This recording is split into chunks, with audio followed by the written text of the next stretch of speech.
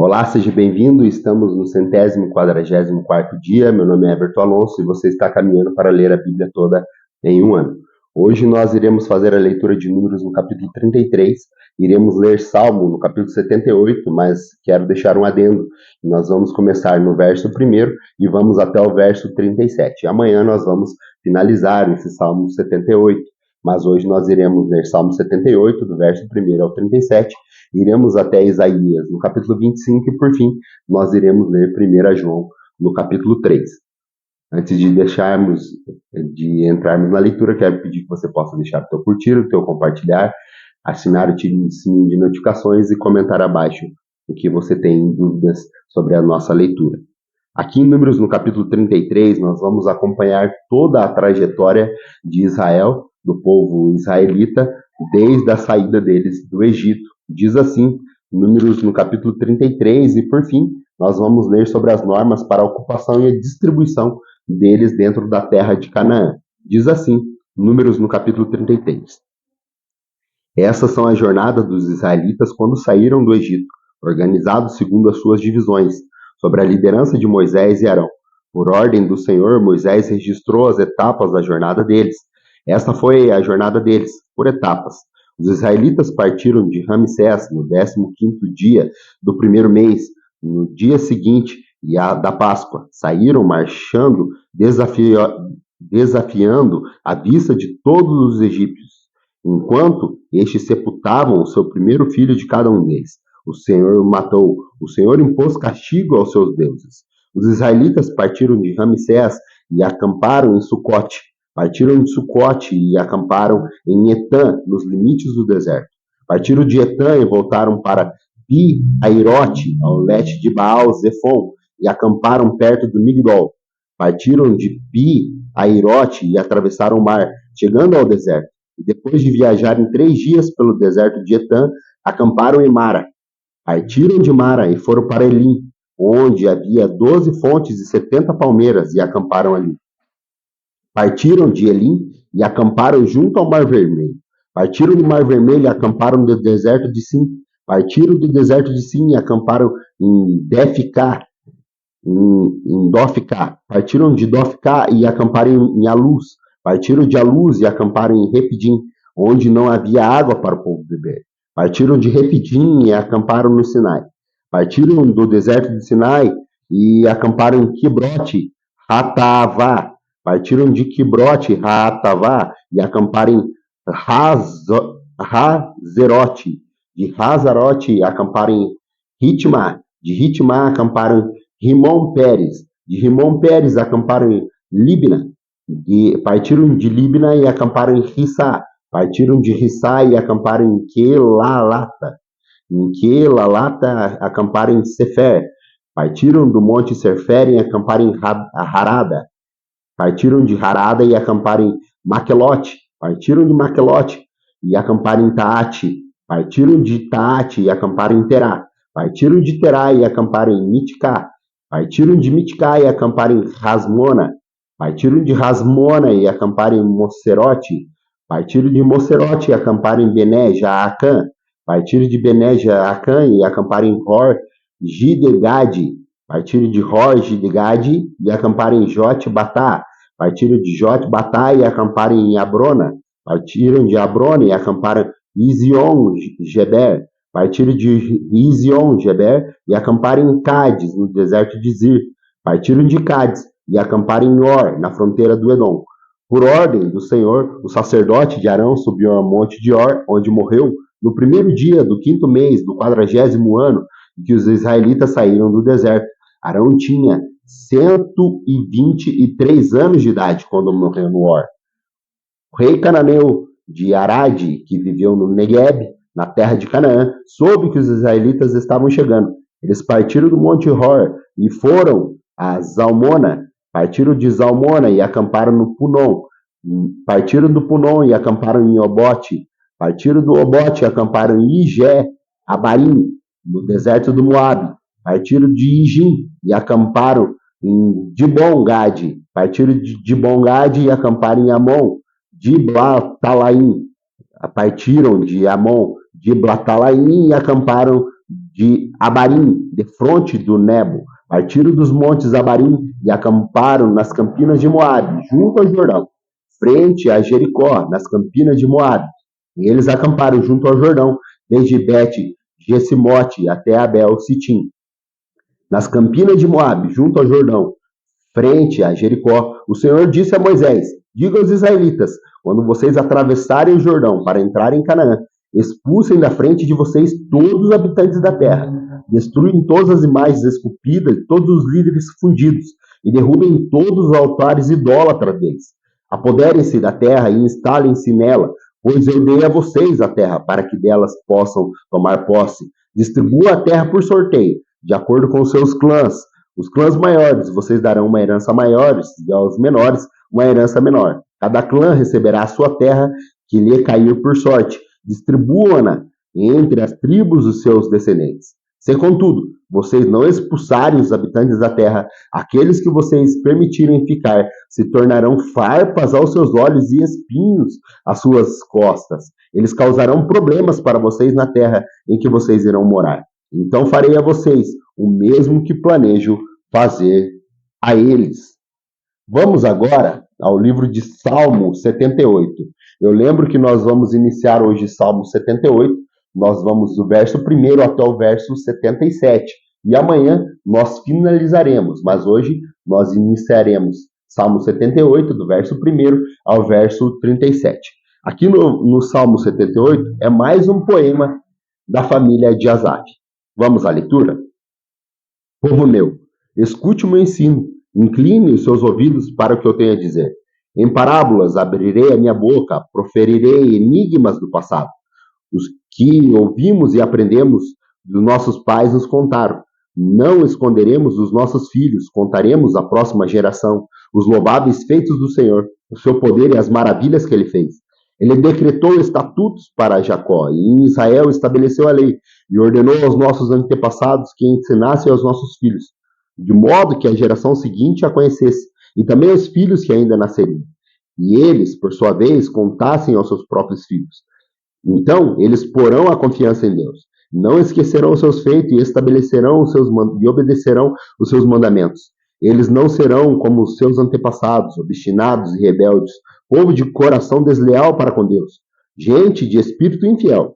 Os homens de Efraim, flecheiros, armados, viraram as costas no dia da batalha.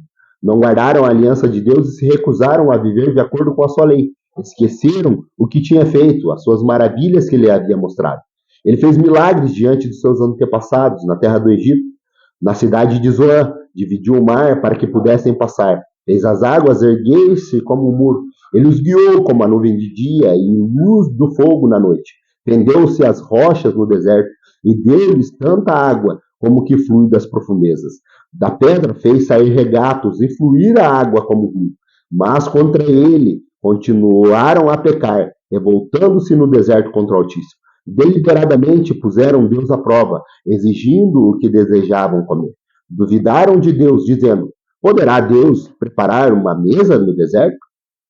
Sabemos que quando ele feriu a rocha, a água brotou e jorrou em torrentes. Mas conseguirá também dar-nos de comer? Poderá suprir de carne o seu povo? O Senhor os ouviu e enfureceu-se. Com fogo atacou Jacó, e a sua ira levantou-se contra Israel. Pois eles não creram em Deus, nem confiaram no seu poder salvador. Contudo, ele deu as ordens às nuvens e abriu as portas do céu, fez chover maná, para que o povo comesse. Deu-lhe os pão dos céus, os homens comeram o pão dos anjos, enviou-lhes comida à vontade, enviou-lhes dos céus o vento oriental, e fez pelo seu poder avançar o vento sul. Fez chover carne sobre eles como pó, bando de aves como a areia da praia.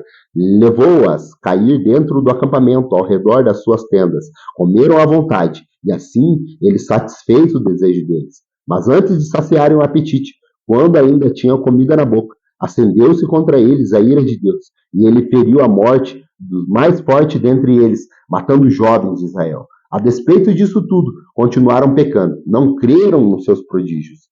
Por isso, ele encerrou os dias deles como um sopro, e os anos dele como repetindo favor.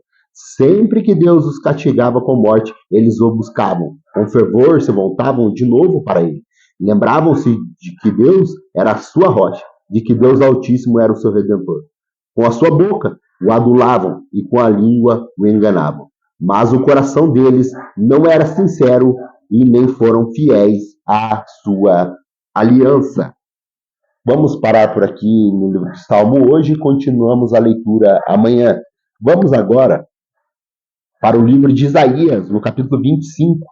Aqui nós vamos ver que o profeta Isaías fala para que o povo deve louvar ao Senhor. Louve o Senhor. É a mensagem principal desse texto de Isaías no capítulo 25. Vamos à leitura? Diz assim: Isaías 25. Senhor, tu és o meu Deus. Eu te exaltarei e louvarei o teu santo nome.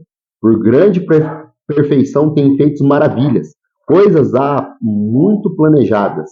Fizeste da cidade um monte de entulho, da cidade fortificada uma ruína, da cidadela dos estrangeiros uma cidade inexistente, e jamais será reconstruída.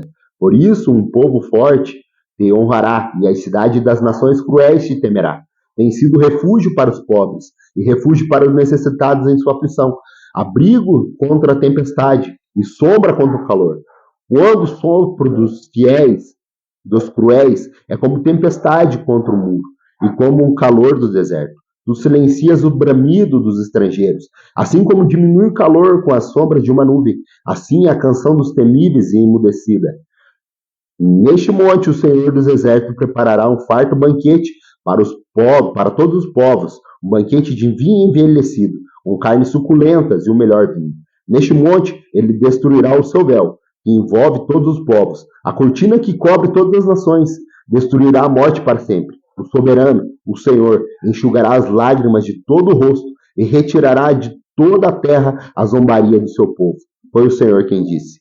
Naquele dia dirão: este é o nosso Deus, nós confiamos nele, e ele nos salvou. Este é o Senhor, nós confiamos nele. Exultemos e alegremos-nos, pois ele nos salvou. Pois a mão do Senhor repousará sobre este monte, mas Moabe será pisoteada, e em seu próprio lugar, como a palha pisoteada na esterqueira. Ali Moabe estenderá as mãos, como fez o nadador para nadar.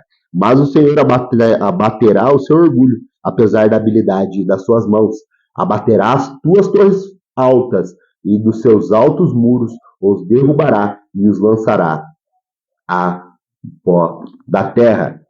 Vamos agora à nossa última leitura do dia de hoje, que está lá em 1 João, no capítulo 3.